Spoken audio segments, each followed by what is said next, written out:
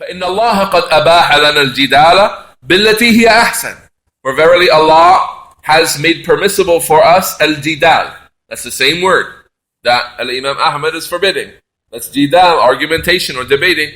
بِالَّتِي هِيَ أَحْسَنُ. In a way that is best, finest, most appropriate for a believer. فَإِذَا اسْتَوْفَى الْجِدَالُ شُرُوطَهُ.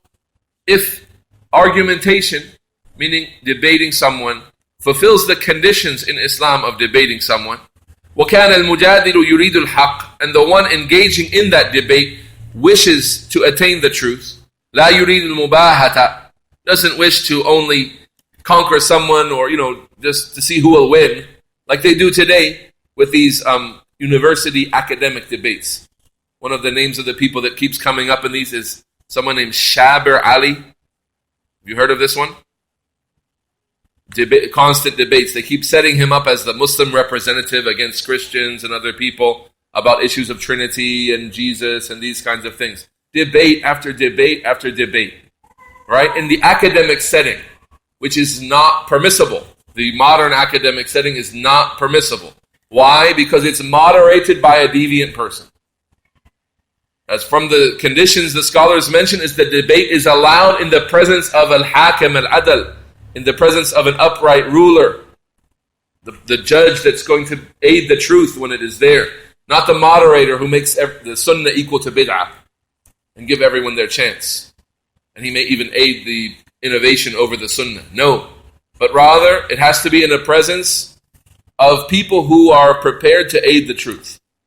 Right? And there are many other conditions as well. This modern day debate, I have seen videos of this man named Shabir Ally debating Christians, and as is expected etiquette of the debates, of the people involved in the debate, that you clap for the other person when he's finished.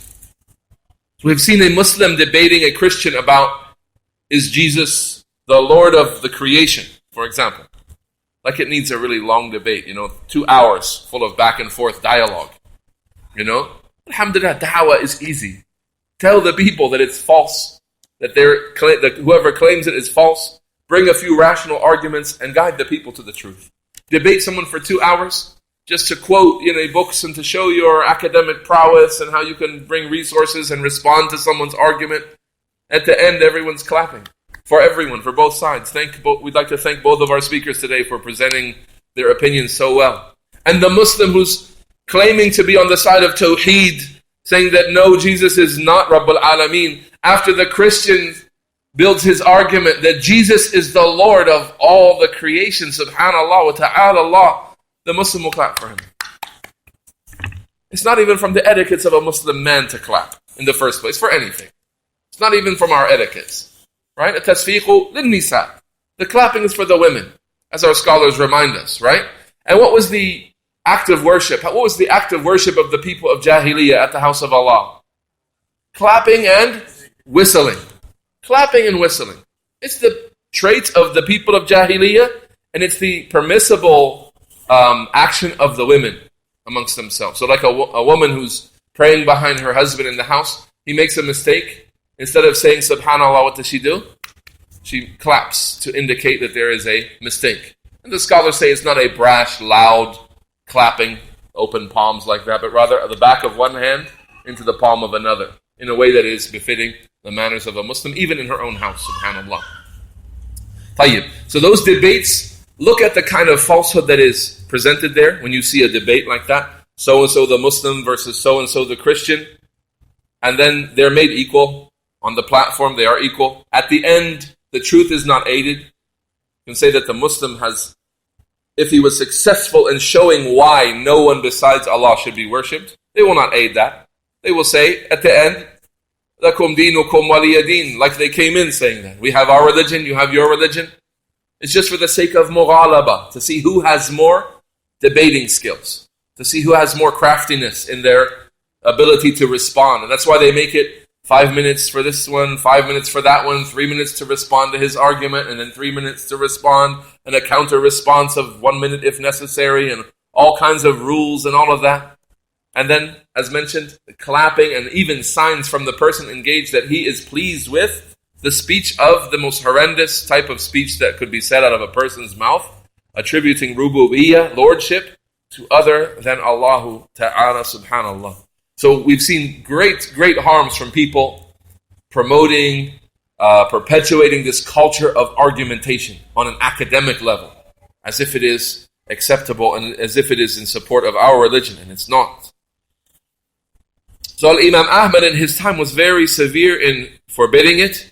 However, that forbidding is not to be taken blanketly with no exceptions ever. If there are conditions that are fulfilled, like the people who are involved are seeking the truth, they are trying to learn and they are ready to abandon what they are upon of falsehood if the truth becomes clear to them. And they're saying, look, I have some confusion about what I understand in my religion. As a person of innovation, and you're a person of truth, and you have evidences and you have knowledge, and they say, I wish to ask you a few questions so I might understand really what the correct creed should be in Islam, then even if he has some back and forth, that he wishes to say, well, how can I accept this when something else is the case? And this person is what? Trying to attain the truth. If you see this and you assess the situation like this, then this is something that fulfills the conditions of the permissibility of the debate or the argumentation. وَالْمُكَابَرَةِ وَالْمُعَانَدَةِ, like people just boasting and trying to overcome the opponent, so it can be said he is the winner of the debate. فَأَنْتَ بَيِّنْ لَهُ بِالَّتِي هِيَ أَحْسَنُ. So you clarify to him in a manner that is better, in a manner that is best or finest. أَمَّا إِذَا كَانَ يَمِيلُ إِلَى الْغَضَبِ وَالصِّرَاعِ وَالتَّعَالِي فَاتْرُكْهُ. If he's a person who leans towards, and he has a habit of doing what? Of getting angry, and becoming argumentative and becoming boastfully arrogant over other people, then just abandon this type of person.